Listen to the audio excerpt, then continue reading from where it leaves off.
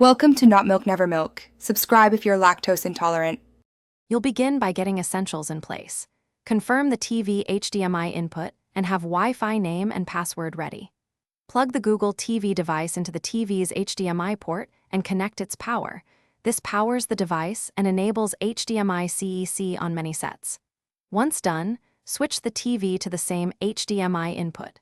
You do this first because physical connection and power establish the communication channel. Without them, software setup can't proceed. Now you'll move through the on-screen setup. Select language, connect the remote to the device if pairing is required, and join your Wi-Fi network so the device can download updates and apps. Next, sign into your Google account to sync preferences and purchases. This is how recommendations and app installs transfer.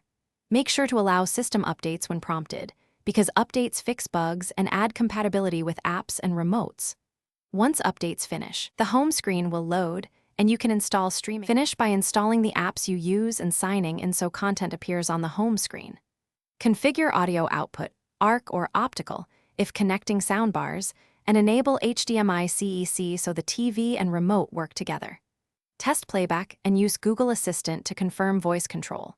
If something goes wrong, reboot the Google TV and TV, reset the HDMI cable, and verify Wi-Fi credentials. These quick checks fix most issues because connection, power, and network are the.